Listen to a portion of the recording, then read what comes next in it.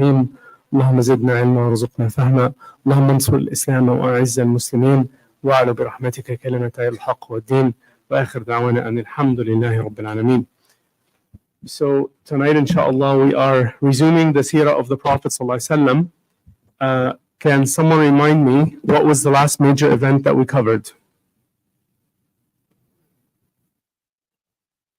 We want to have a bit of a quiz. Which one? Hudaybiyah. So last major event we covered was Sulh al-Hudaybiyah, or as it's known in the books of Seerah, Ghazwat al-Hudaybiyah. That was the major thing that just happened with the Prophet ﷺ and the companions radiallahu anhum, which essentially was the peace treaty between the Quraysh and between the Muslims, where the Quraysh rejected that the Muslims come into Mecca to perform their Umrah and they should come back next year. And then they overlaid on top of that a series of conditions that many of the companions radiallahu anhum found to be a bit excessive, including returning the Muslims back to Medina or back to Mecca if they left and they accepted Islam, and that they had to go back and so forth. And nevertheless, Allah subhanahu wa ta'ala reveals which surah on the way back from Mecca to Medina.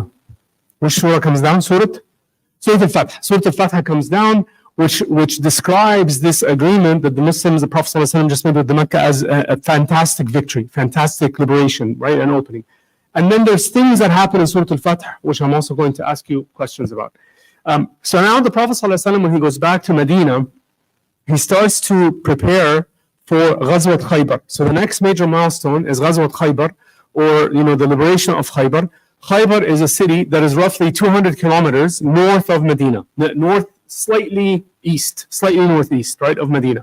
And so, I should every time I say I should bring a map. But next time, inshallah, we'll bring it up just so that you see where Medina is with respect to, for example, where is Badr from Medina? Where is Badr? Direction-wise? Southwest. So Badr is southwest, right?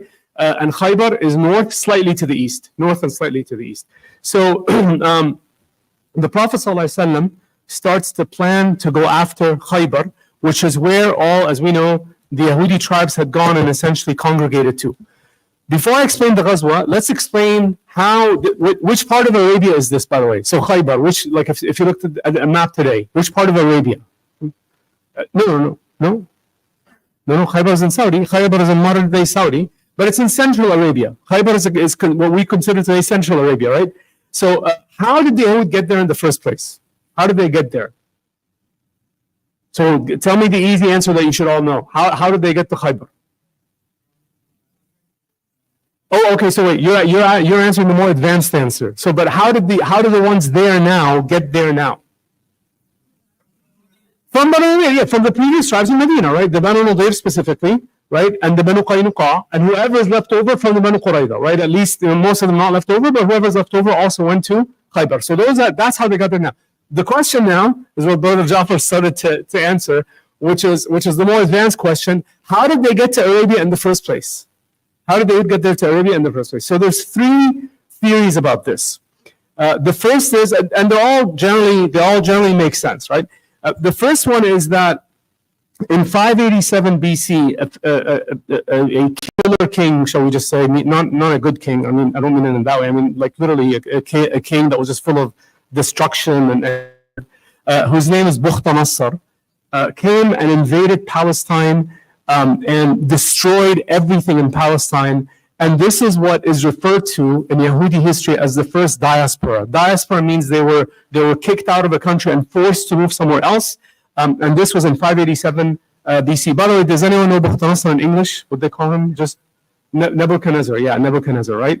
So that they left, and this was their first diaspora where they left, Palestine after Musa alayhi salam, years after Musa alayhi salam, and they were forced to Yemen, and they went to Yemen, right? The second theory, which is less, less potential, is that Musa, but it does exist in the books of Muslim Seerah. Musa alayhi salam sent them there himself. He sent them there himself. Why? To wait for the final messenger. So that's the second one, right? And then there's others that follow along the lines of Br.Aala. Both are reasonable. One is that they were expelled. Again, by a Roman emperor called Titus in 70 CE. So 587 is the first one. 70 CE is the second one. And there were more, and by the way, this particular Roman emperor destroyed whatever was left over of the temple of Sulaiman, right? Whatever existed at the time, or the Masjid of Sulaiman, he destroyed it. He forced them out of the country. And then the third expulsion was by another Roman emperor called Hadrian, and it was in 135 CE. So roughly 65 years after the first one, and again that he forced them into, he forced them into Yemen. And so when they lived in Yemen, they started to pick up the habits of the Arabs. This is where they started to learn the Arabic language, for example. They started to dress like the Arabs and so on and so forth. And they also started to create tribes, right? They also started to have tribes.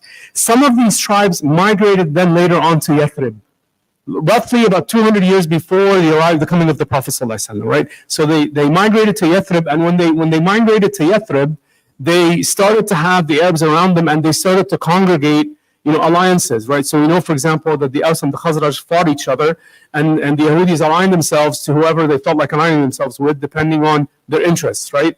And so this is kind of what we see. Does anyone know when was the last time they were moved to Palestine? So now the other way around. 1948 and 1949. The very last, I'm not talking about World War II, I'm talking right after that. The US and the British actually had a mandate to have them pick up from Yemen and move back to the land of occupied Palestine. And there was very little Yemeni Yahud left. Very, very, very few left. By the way, Br.Aala, a lot of the people also say when he destroyed everything in Palestine, burnt everything, they moved to Iran, and that's why until today you have many Yahud that live in Iran, right? In fact, the Prophet ﷺ in a hadith about his Dajjal, he says amongst his major followers will be the Yahudi of Isfahan. Isfahan is actually a place in Iran, right? The followers of the Masih Dajjal. Okay, so this is how they got to where they were. So what was the first Jewish tribe to be expelled? Banu Qaynuqa. Okay, Banu Qaynuqa. And why were the Banu Qaynuqa expelled? There's something else. So the Banu Qaynuqa, yes, they had these kinds of problems. What was the key thing? When was this with respect to Badr?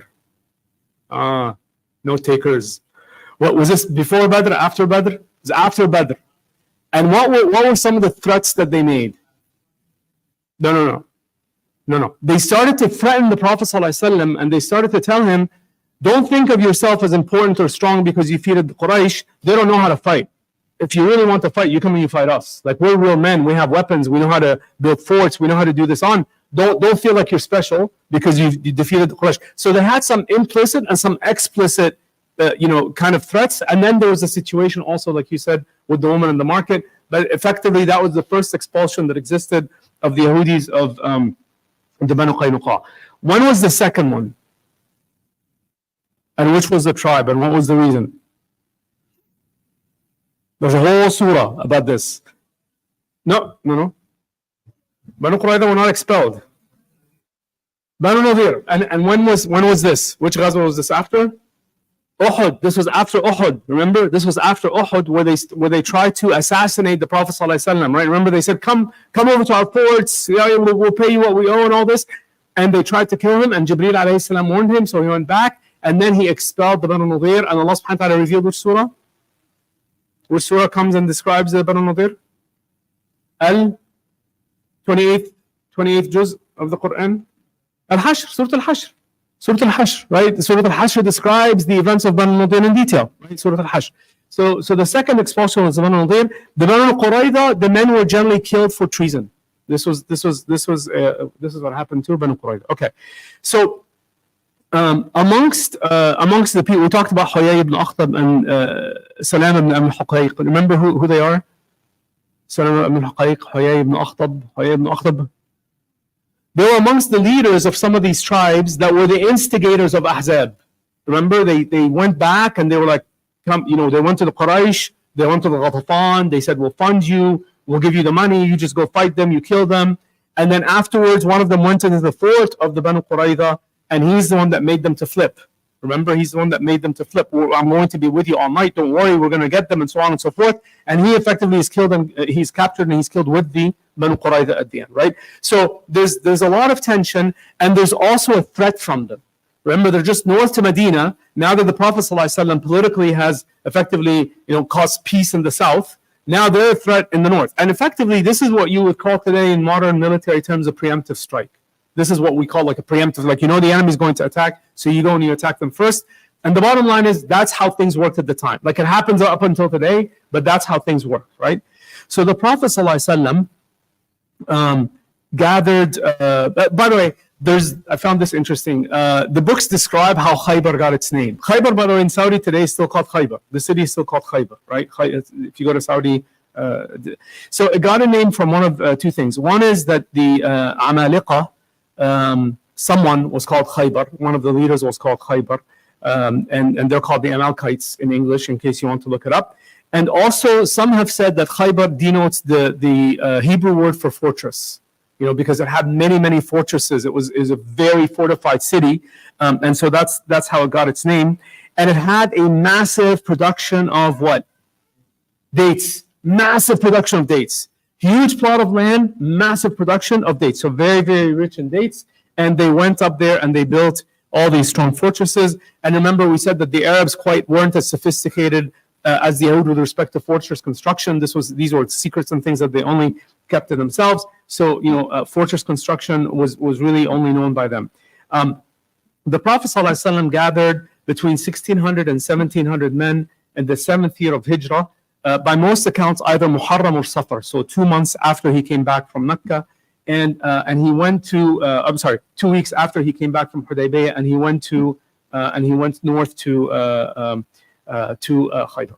What I decided to do today is something a little bit different. I got an Arabic book, one of the Arabic books I have in Sirah, and I decided to, rather than just telling you what happened as a story, I'm going to actually narrate some of the hadith, right? Because how do we get the Sirah of the Prophet ﷺ? From the hadith, either of the Prophet ﷺ or the companions themselves, right? So narrate to you, at least at a high level, some of these hadith, so we know exactly what was said, and we know their variations and so forth.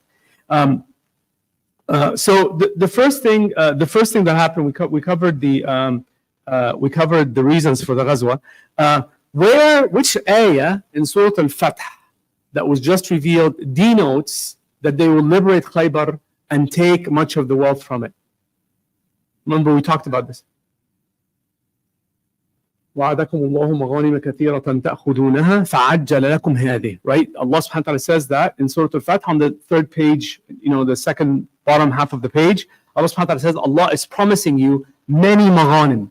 What is a maghnam? A maghnam is a bounty that you will win. Allah subhanahu wa ta'ala has promised you Muslims already, many maghanim that you will take, right? And these are the maghanim of Khaybar. And the ulama of tafsir say this in the books of tafsir.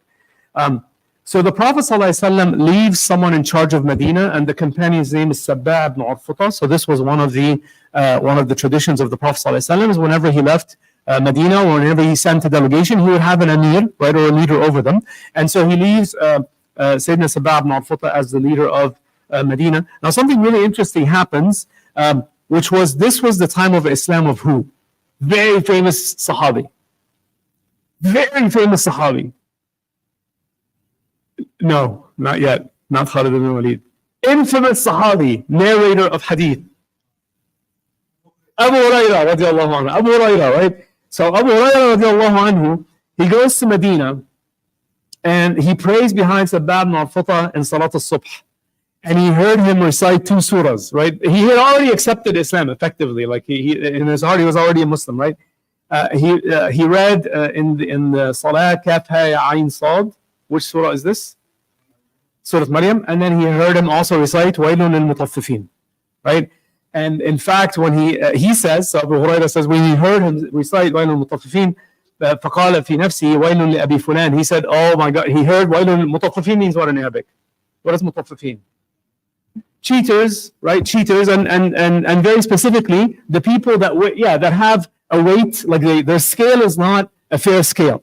any kind of cheating, but people that have an unfair scale. You know what I mean? Like you always want to tip things to your advantage, right? So when he heard this, Abu Hurairah remembers someone. He doesn't tell us the name. He said, "Oh, like this guy's in real trouble because I know he used to cheat. He used to cheat in the scales all the time." And he goes and he accepts Islam.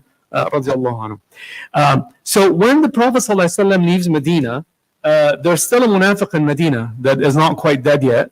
And who was he? Abdullah ibn Ubay ibn Salul. So you remember the Yahud were his friends, they were his allies. So he immediately sends them the news that Muhammad ﷺ has just left with an army, so you better get ready. He sends news in advance of the army of the Muslims, right? You better get ready because he's coming. And he uses the same kind of words that he used with the Banu Nadir. Remember Banu Nadir, what he said? You're stronger than him. You're better equipped. You have more sophisticated weaponry. Everyone's behind you. You have the right to defend yourself. All these things, right? He has already sent the news in advance. He mentions who it was that he sent it. It doesn't matter. But anyway, he sends this news in advance. And the Yahud get the news, and they go to one of their allies that's nearby. That's another Arab superpower that joined in Ahzab. What's the name of that tribe?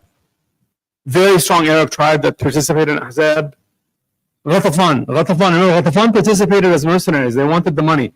So they went to Ghatafan allies and they said, hey, come and help us. He's coming to attack. We have a mutual defense agreement. You better send us your ships and your submarines and your airplanes and just make sure that we're okay.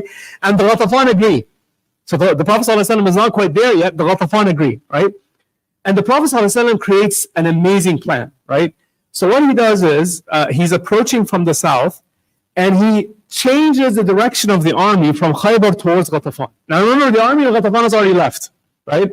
And he goes and he parks the army in front of Ghatafan. Like he's not too far from where their tribes are. They get the news because remember they have scouts going everywhere. Scouts going south, scouts going north, past horsemen, and they go out to the army and they say, hey, he parked in front of our village. He parked in front of the city. Like he parked in front of the city. All we have is the women and the children. We better head back. It wasn't the Prophet's intention to go and attack Ghatafan, right? So they all come back, and the Prophet ﷺ then continues his trip north, right? He continues his trip north. There's a really interesting thing here mentioned in the hadith about the dalil. The Prophet ﷺ used the dalil. What's the dalil? Like a guide, like the GPS. They didn't have GPS, so they had to have a guide, right? In the same way that the Prophet ﷺ, when he went from Mecca to Hijrah, he had a dalil also, right? He took someone that knew the way. So the dalil... He tells the Prophet, so the Prophet ﷺ says to the dalil that they were using, he says, I want to approach Khaybar from the north, not from the south. And from the south is pretty obvious. So he wants to do a circle around and then come in from the north, right, where they don't expect it. And the dalil says, we have one of three ways we can go. He says, I can get you there. We have one of three ways. And then he says, the first one is called hazan. And the Prophet said, what does hazan mean in Arabic? Like sadness, right? Like misery. And the Prophet ﷺ says, no, let's not take that road. And then he says the second one is called shesh. I don't know what that shesh, like I know what shesh means, but the Prophet ﷺ, he says, فَامْتَنَعَ أَيْضًا وَقَالَ اسْمُ آخَرْ حَاطِب. So the Prophet ﷺ said, no, not that one either. وَقَالَ حُسَيْل. Husayl is the dalil. He says, فَمَا بَقِيَ إِلَّا وَاحِدٌ. So Umar radiallahu anhu said, what's the name of the one that's left? Before the Prophet ﷺ asks. And he said, قَالَ مَرْحَب. What does marhab in Arabic mean? Marhab means welcome, right? So the Prophet ﷺ said, yeah, we'll take that one. we'll take marhab, right? So they took the route called marhab, right, which is one of the 4 intersections on the highway to get you to the north of Khaybar. And then this is really beautiful. The army is advancing, and there's a very famous Sahabi called Amr ibn al-Aqwa, and one of the things he was known for is poetry. So Salama ibn al-Aqwa was his nephew. So Salama ibn al-Aqwa is narrating this hadith about his uncle. And so on Salama ibn al-Aqwa radiallahu anhu قال خرجنا مع النبي صلى الله عليه وسلم إلى خيبر. So he said we were traveling with the Prophet صلى الله عليه وسلم to Khaybar. فسرنا ليلا. So they traveled at night. فسرنا ليلا. فقال رجل من القوم لعامر. So one of the men said to Amir, meaning his uncle, يا عامر ألا تسمعنا من هنيهاتك. Oh Amir, why don't you recite to us some of your poetry, right? وكان عامر رجلا شاعرا فنزل يحدو بالقوم يقول. So he started to say poetry and he said the following: اللهم لولا أنت ما اهتدينا ولا تصدقنا ولا صلينا. Does anyone remember this part? From Khaybar. From Ahzab, right? From Ahzab. So he starts off the same way. Ya Allah, if it was not for you, we would not have hidayah, we would not have prayed, we would not have fasted, we would not have given zakah. تغفر فداء لك نتقينا وثبت الأقدام إن لاقينا. So forgive us, if we have taqwa, and make our feet, our legs firm when we meet the enemy. وألقينا سكينة علينا, and have your sakina come in our hearts, your peace come in our hearts. إن إذا صيح بنا أبينا, if they come and they try to push us away from where we are, we will refuse. وبالصباح عودوا علينا, وبالصياح عودوا علينا, and let them not go crazy against us, so to speak. And the Prophet ﷺ heard him. Right? The Prophet ﷺ was in the front, and he hears this. And he says, Man had a sa'iq, who is this driver? Meaning, who is this camel driver, right? Who is this camel driver? قالوا عامر ibn al-Aqwa. So they said to him, his name is Amir ibn al-Aqwa. And the Prophet ﷺ says, Yarhamuhu Allah. So may Allah have mercy on him, right? And what does that mean? He will get shahada. So the Prophet ﷺ says, Yarhamuhu Allah. So they understood immediately. The Prophet ﷺ says, Yarhamuhu Allah, means he's going to get shahada. قال رجل من القوم. So one of the people said, وجبت يا نبي Allah, means it's absolutely going to happen, O Prophet of Allah. لولا أمتعتنا به. If you had only left him a little bit longer, so we enjoy most of his poetry, right? We enjoy more of his poetry, right? And this hadith is mentioned, another narration. He said, ما لبثنا إلا ثلاث ليالي. So even after 3 nights, he started to say this poetry. And I want you to remember the name Amr ibn al-Aqwa, because you're going to see what happens to him in a minute, right? So there's three variations of this hadith. They effectively all mean the same thing. So then as they start to march, so the Sahaba are fired up. Right? Heading to Khaybar, right? And they started to make takbir so loud, like massive takbir. Massive takbir, right? And the Prophet ﷺ, so here's the hadith. The hadith is narrated by Sayyidina Abi Musa al-Ash'ari رضي الله عنه قال لما غزا رسول الله صلى الله عليه وسلم خيبر أو قال لما توجه رسول الله صلى الله عليه وسلم أشرف الناس على وادي. So they got to a valley, and فرفعوا أصواتهم بالتكبير, and they started to really raise their voices with takbir, very, very, very loud takbir. Allahu Akbar, Allahu Akbar. فقال رسول الله صلى الله عليه وسلم. So the Prophet صلى الله عليه وسلم said to them, أربعوا على أنفسكم. He said, take it easy on yourselves. Like take it easy, right? أربعوا على أنفسكم إنكم لا تدعون أصم ولا غائبا إنكم تدعون سميعا قريبا وهو معكم. He said, you are not calling out to Allah who is absent or who can't hear you. Allah subhanahu wa ta'ala can hear you, can see you. You don't have to, like he's trying to say, don't tire yourself out before you have to go to war, right? So it's a good thing you're making takbir. Just take it easy. And Sayyidina Abi Musa al-Ash'ari radiallahu anhu, he says, وَأَنَا خَلْفُ دَابَّةِ رَسُولِ اللَّهِ صَلَّى اللَّهِ عَلَيْهِ وَسَلَّمَ. So I was behind the camel of the Prophet sallallahu alaihi wasallam when he said this. So he says, فَسَمِعْنِي وَأَنَا أَقُولُ لَا حَوْلَ وَلَا قُوَّةَ إِلَّا بِاللَّهِ. So he heard me and I said, لَا حَوْلَ وَلَا قُوَّةَ إِلَّا بِاللَّهِ. Does anyone know what the Prophet sallallahu alaihi wasallam said to him?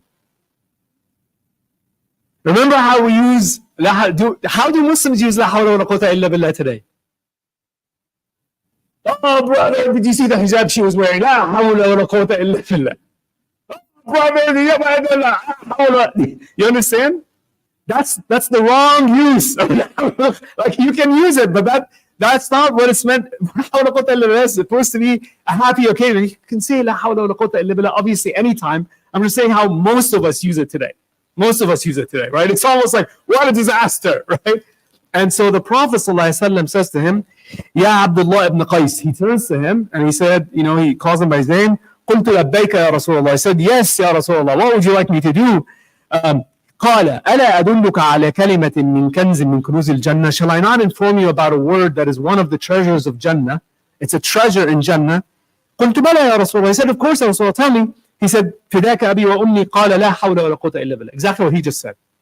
So he heard him say لا حول ولا قوة إلا بالله, and then he turned around and he said, do you want me to tell you about one of the treasures of Jannah? He says, of course. He says, لا حول ولا قوة إلا بالله. Right? So it's one of the best remembrances for us to be making.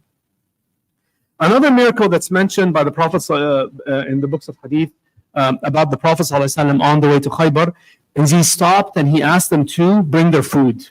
bring their food. So they're now going to sit down for a meal, and there was not enough food. And so he brought the food, and through the blessings of the Prophet ﷺ, the food increased, and it was enough, it was sufficient for the whole army to eat from the food.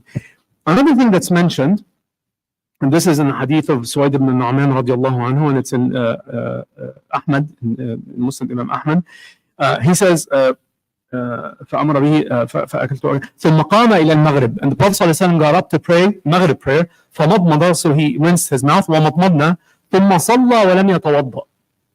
He prayed and he did not perform his wudu. I don't know the reason for this, but this hadith is a sahih hadith. I don't know if they were in a hurry. I don't have a reason for why that is. This probably needs a little bit more research, but nevertheless, this is the hadith.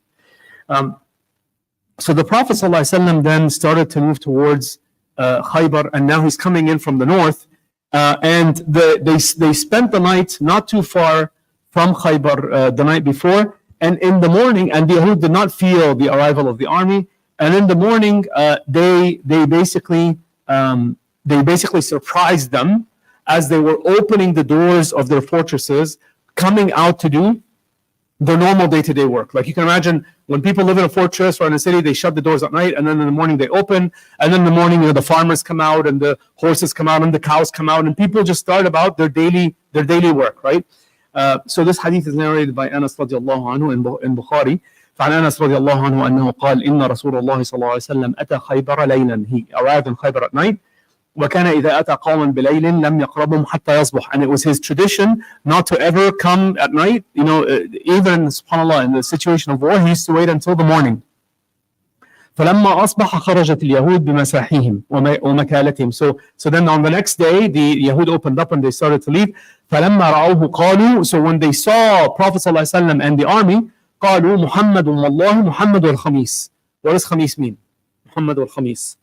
Muhammad and the army. In the army, run inside. We're all in trouble now. So Muhammad al-Khamis, and they said this in a panic, right, in a panicky way. فقال النبي صلى الله عليه وسلم. So the Prophet صلى الله عليه وسلم has an infamous statement here. What did he say when he saw them run back inside? MashaAllah alayka Shaykh, MashaAllah. So the Shaykh said it exactly right. Now, and by the way, this is an ayah from the Quran. This is an ayah from the Quran. So the Prophet صلى الله عليه وسلم says the following. He says, خربت خيبر. Khaybar is going to be destroyed. And then, exactly what the Shaykh just said, which is, إِنَّ إِذَا نَزَلْنَا بِسَاحَةِ قَوْمٍ فَسَاءَ صَلَاحُ الْمُنْدَرِينَ. It's an ayah from the Quran, from Surah Al-Saffat, right? From the end of the surah. Allah subhanahu wa ta'ala says, when Allah subhanahu wa ta'ala warns a people again and again and they don't listen, and if the power of Allah lands in the saha, like in the valley or the town or the courtyard, they're going to be completely destroyed, completely wiped out, right? And this is what the Prophet ﷺ said.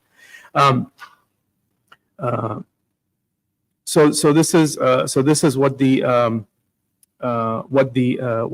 happened. And then there's commentary by the writers of the books of Sirah.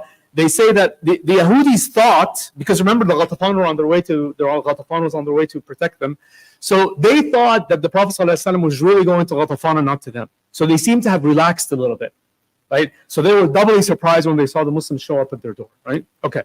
The other thing that happened in Khaybar is something very similar. I'm going to ask you a question now about which Ghazwa it was. وكان النبي صلى الله عليه وسلم, when he picked a campsite. He picked a campsite for the army to camp. And Habab al-Mundhir, he comes to him, one of the companions, and he said, يا رسول الله أرأيت هذا المنزل أنزلكه الله أم هو الرأي في الحرب? And he said, يا رسول الله, is this place where you asked us to camp, is this an opinion, or is this where Allah told you to camp? And he said, no, it's an opinion. And he said, Ya Rasulullah, this place is not the best place to camp because it's in the range of the arrows of the fort, right? And doesn't really give us any protection from what they're going to do. So we should move around and maneuver, and he suggested a different place, and the Prophet ﷺ agreed. So this is another example of shura of the Prophet ﷺ. What is it similar to? Badr. What was the shura in Badr? MashaAllah, exactly right. So the companion came and said to the Prophet ﷺ, same question. He said, don't put the army here, put it in front of the water, in front of the well, so they couldn't get access to the water resources. And the Prophet ﷺ agreed, right? So very similar to that. Okay, so now let's talk about Khaybar. If you look at Khaybar on the map, it has, let's say, different neighborhoods or zip codes. Let's just keep it simple. There's basically 3 zip codes. Zip code number 1 is the one to the north. Zip code number 2 is in the middle, and there's not much in the middle. Like in the middle is basically palm trees. And then zip code number 3 is to the south. Zip codes number 1 and 3 are the ones that have the most amount of forts, right? The max amount of forts are zip codes number 1 and 3. Zip code number 1 has the strongest forts, and there's at least 5 of them. Zip code number 2 has about 4 forts. There's actually more than that. Books of Sirah say, 8 to 9. They actually say there's like 3 or 4 others that were not quite as important, that were in other zip codes, but they weren't quite connected. They weren't going to be impacted in the case of a war or a battle, because they weren't as connected to these forts. But these forts were built in such a way that you could retreat from one to the other. If something happened with one, you could get the men out, you could retreat to the other fort and be just as ready to fight, right, the next day or whatever. So this is what they cared about. So the books of Sirah give us the names of the forts: Hisn al-Nam, Hisn Sa'd ibn Mu'adh, Hisn Qalat al-Zubayr. Each one had their own characteristics, but they were very sophisticated. And some of them, at least 3 or 4 of them, were built not just in an area that was you could walk up to, but and by the way, you could see this if you go to Khaybar today. What's left over of them, it was built on a little bit of a higher hill. Most of them had like a distance, but some of them were actually on a hill. Like you'd have to climb the hill, and then you had the wall of the fort, and then you had the fort. Like it's not easy to get to, right? Okay. So this is sort of the approach of the Muslims. So the Muslims started to go after the very first fort, which was Nam, and this was one of the strongest forts that they had built.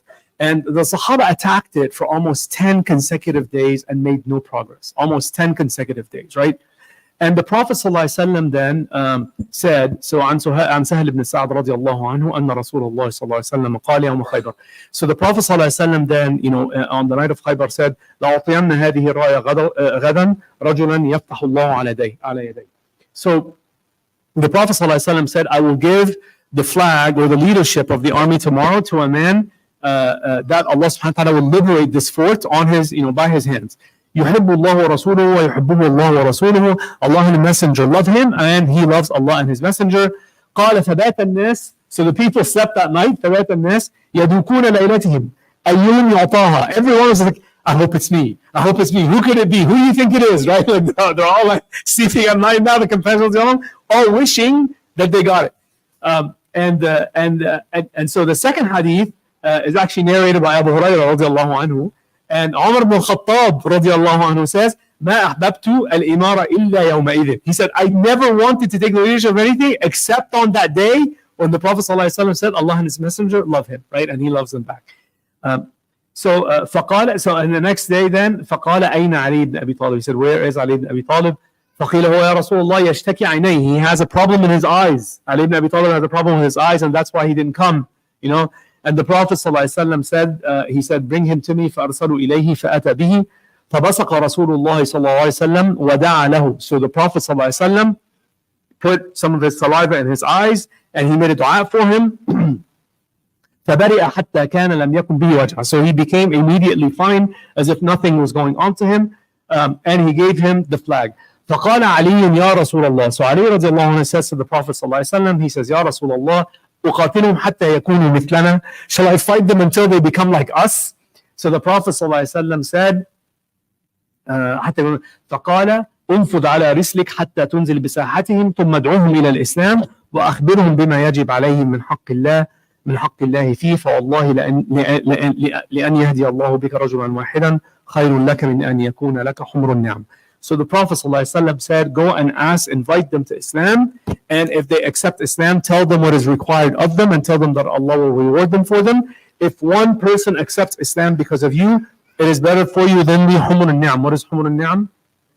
Yeah, which ones? Why are red camels special? Yeah, they're like the Ferraris, right? Like they're like today. It's not like no. I want a Ferrari. I don't want a Honda. I want the red Ferrari, right? So this is Humur al-Ni'am. By the way, does the Prophet ﷺ say this to anyone else? The same kind of format of this hadith, almost identical. No. But does he tell any other companion on his way to a jihad? This Sayyidina, another famous Sa'd ibn Mu'adh, right? When he sent him where? Yemen, right? Yemen. So this this matn of this hadith, what the Prophet ﷺ says, go and ask to invite them to Allah, and if one accepts Islam because of you, it's a huge reward. The Prophet ﷺ has communicated this to many of the Sahaba, right? Another narration of this hadith is amazing, and this is actually the narration of Abu Hurairah, where the Prophet ﷺ says to him, so he gives him the flag and he says, قال امشي ولا تلتفت حتى يفتح الله عليك. So he gives it to Sayyidina Ali radiallahu anhu, he says, walk and don't turn back. Don't come back. Or keep going straight, right?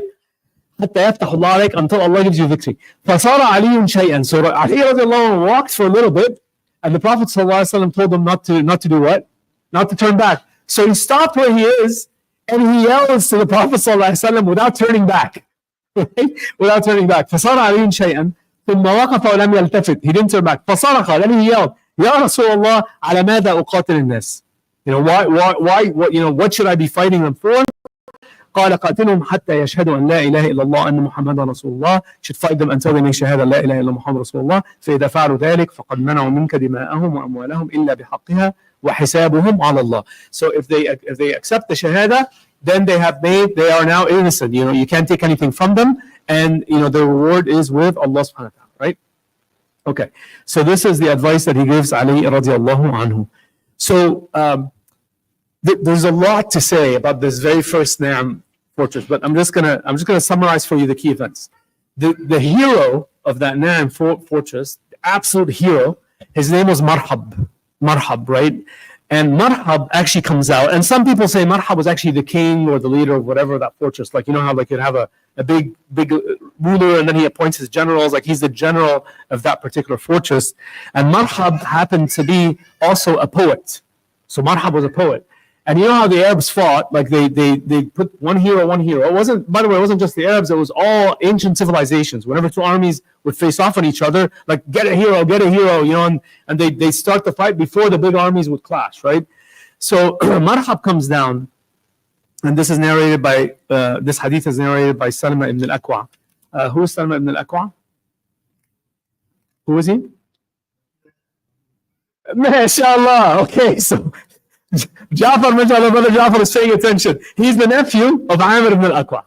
So this hadith is narrated by Salama ibn al-Aqwa, right? That talked about his uncle narrating the poetry on the way to Khaybar, right? Okay. And subhanAllah, this is how you see the companions, right? Like what they were doing. Like, he was just there a few days ago, right? Okay. So he says, عن سلمة بن الأكوع رضي الله عنه قال فلما قدمنا خيبر قال خرج ملكهم مرحب يخطر بسيفه ويقول. So he came out with this massive sword, and he's like swinging it, like, what I mean, like he's a big black belt tough guy, you know what I mean, like ready to take anyone on. And he says قد علمت خيبر أني مرحب شاكي السلاح بطل مجرب إذا الحروب أقبلت تلهب. This is Arabic poetry. He effectively saying everyone in Khaybar knows my name is Marhab. Like, you guys know who Marhab is. Like, you know who you're dealing with. Like, you know who I am. Like, he's coming up with this kind of attitude, right? You know who I am. Shaykh Silah. He's like, I'm an expert weapons guy. I'm a black belt weapons guy, right? And if war comes, I welcome it. Like, this is the poetry that he's saying. So the first one that faces off with Marhab is Amr. Amr, who's the uncle. قال وبرز له عمي عامر. So Amr is the one that comes up to face Marhab, right? In the first instance of the battle. And Amr says to him, so now Amr has to respond in kind. So Marhab is the one that started the poetry, so Amr has to also respond in poetry before the fight actually starts. قال قد علمت خيبر أني عامر. So Khaybar knows that my name is Amr. شاكي السلاح, he uses the same words, like, I'm also an expert weapons guy. بطل مغامر. بطل مغامر means like I'm an adventurous hero, بطل مغامر.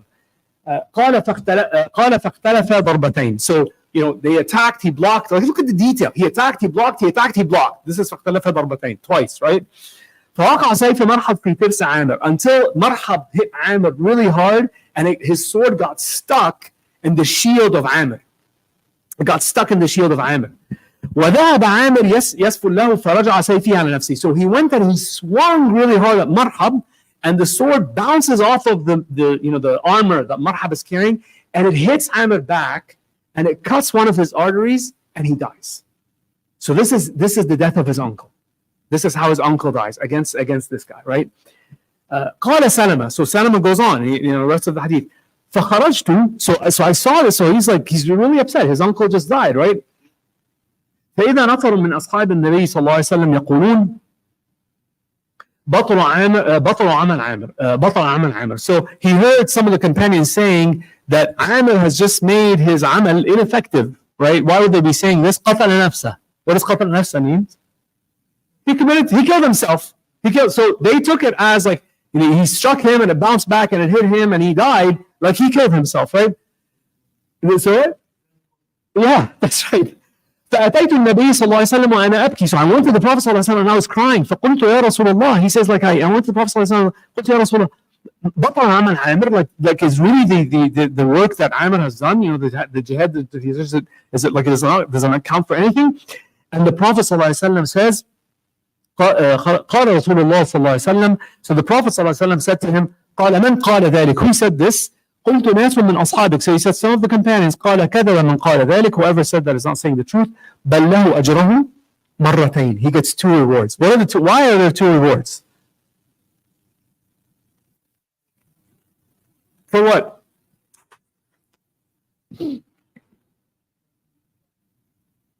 First one to step up. Yeah, first one to step up. Like he didn't have to be the first one to step up. For the shahada. Right? So this is what the Prophet ﷺ says. ثم أرسلني. So قال سلمة رضي الله عنه. So the same Salama, right now, so he's now happy. Alhamdulillah, his uncle is a shaheed. He gets the confirmation. ثم أرسلني رسول الله صلى الله عليه وسلم إلى علي. So the Prophet ﷺ sent him to Ali. And his eyes, he still has a situation with his eyes. So the hadith goes on. And Ali now comes up in front of Marhab, right? And he heard the poetry that Marhab had said. And he said the following. He said, قَدْ عَلِمَتْ خَيْبَرْ أَنِّي مَرْحَبُ. So Marhab comes up and he says the poetry again. شَاكِ السِّلَاحِ بَطْرًا مُجَرَّبُ إِذَا الْحُرُوبُ أَقْبَلَتْ تَلَهَبُ. So he says the same thing. So Ali now responds to him. By the way, if you know anything about Arabic poetry, these are called verses. Like, not ayat like the Quran. They're called abiyat sha'r. A bayt, in the best way to describe it is also like a verse, but because Arabic calls an ayah, it's different from a bayt. It's a different thing. So, the one? Stanza? Stanza, yeah, stanza, exactly. So, exactly. So when you say it in Arabic, so the first one that says it ends in a certain way. If you now get up and you continue, you have to end it in the same way. You understand? Like, this is hard stuff, even before they fight, right? So we'd be sitting down writing it for like an hour before we're ready to. So Ali radiallahu anhu responds to him. And does anyone know what he said? This is beautiful. This is one of the most beautiful things he ever. He says, أنا الذي سمتني أمي حيدرة كليت غابات كريه المنظرة وفيهم بالصاع كيل السندرة. So he responds to him and he says the following. I am the one, like he comes up, I am the one, I'm Marhab. He says, أنا الذي سمتني أمي حيدرة. I am the one that my mother called Haydara. Does anyone know what Haydara is in Arabic? Huh? Oh yeah, Haydara is a scary lion. Haydara is like some say a scary lion. Angry lion, yeah, angry lion. Like Haydara is like a mean lion, right? A mean lion. كَلَيْتِ غَابَاتٍ كَرِيهِ الْمَنْظَرَ. Like, someone from like a vicious lion from the jungle, right? That looks ugly and scary.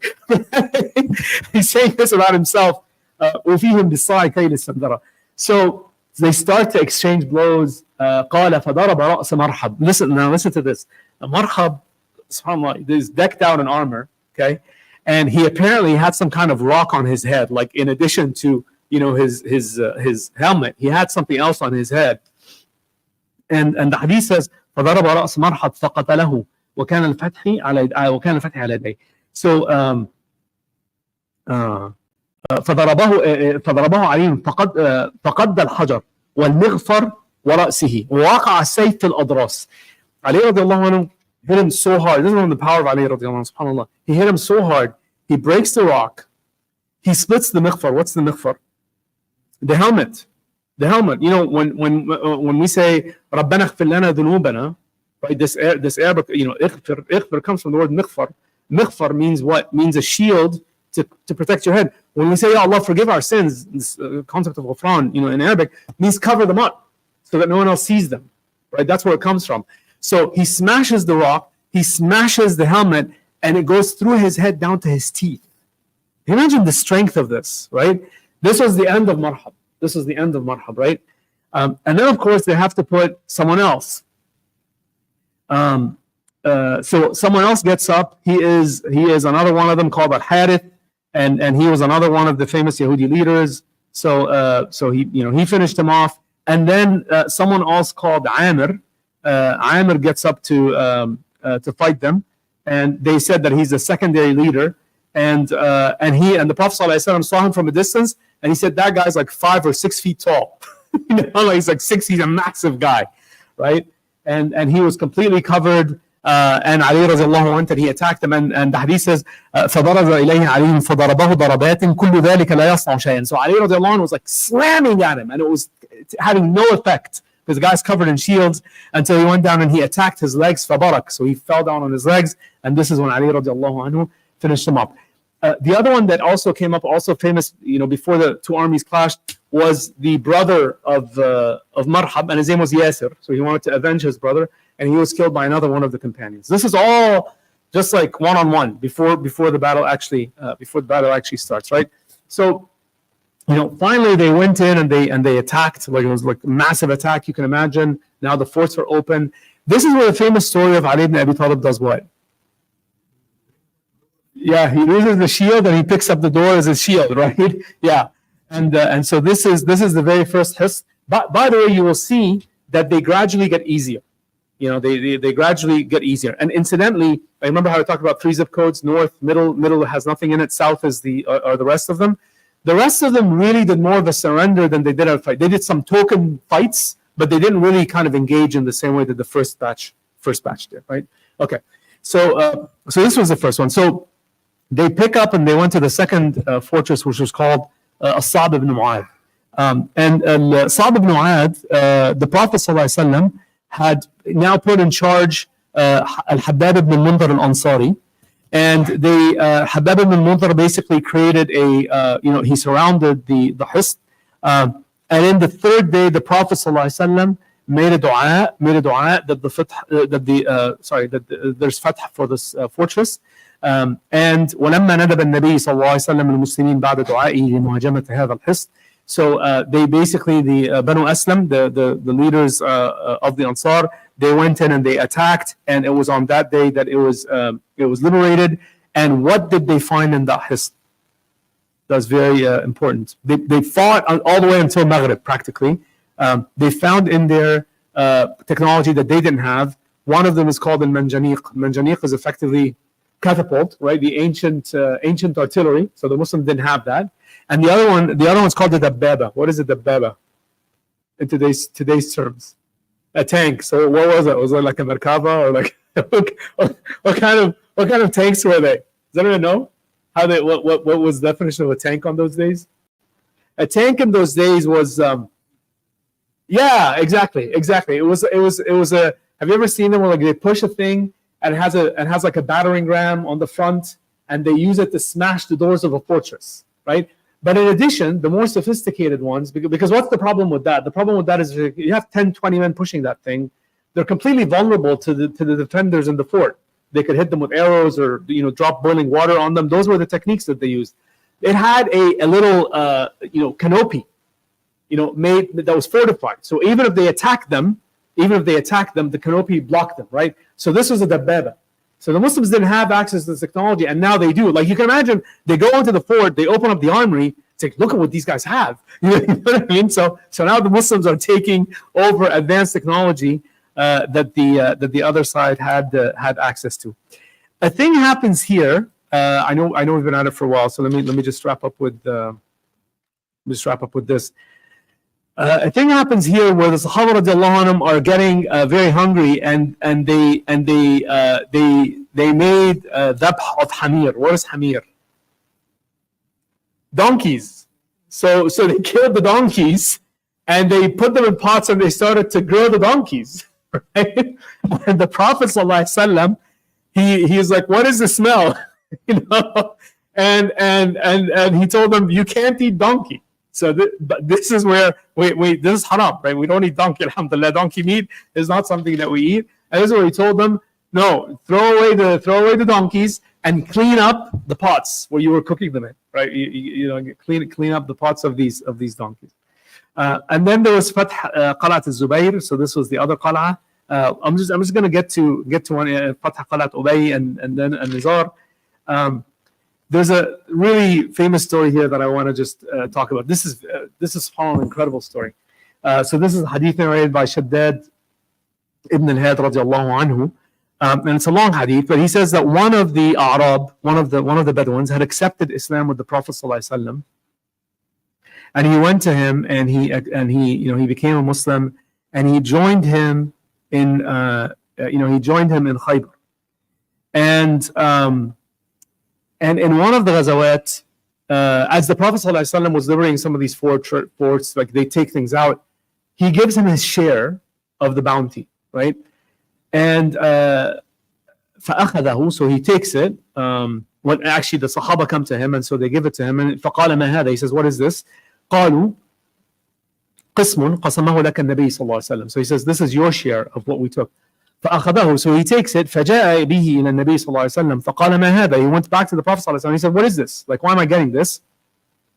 And he says, قسمته لك. He says, this is your bounty.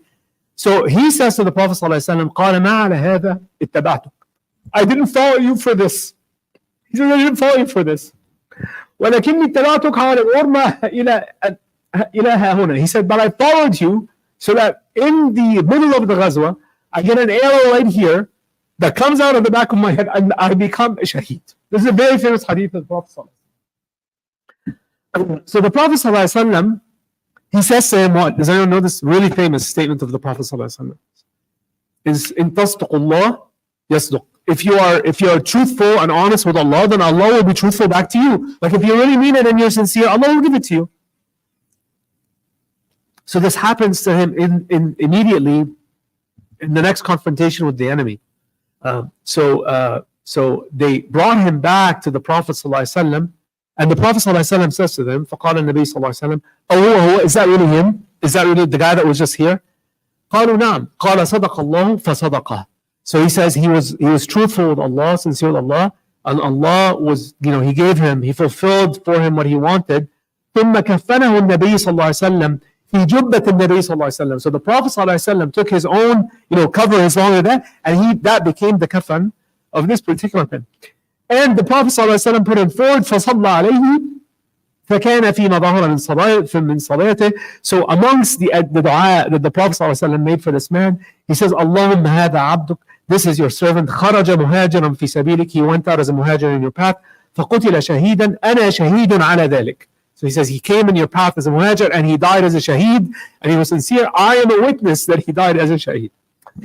There's more to say, but let's make a dua inshallah, because we've been going for too long.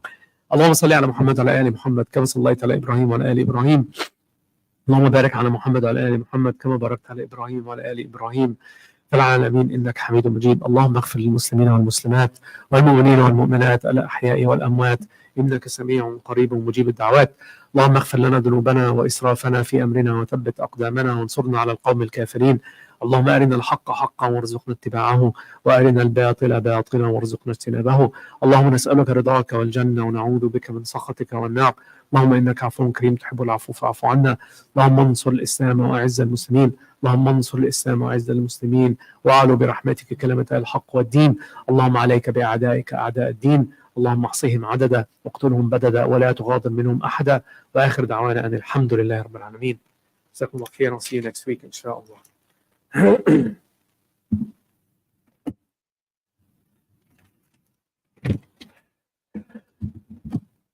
الله يفتح لي قلبك. الله يفتح لي. طريقة كريم عشان ذكرك نعمل. الحمد لله.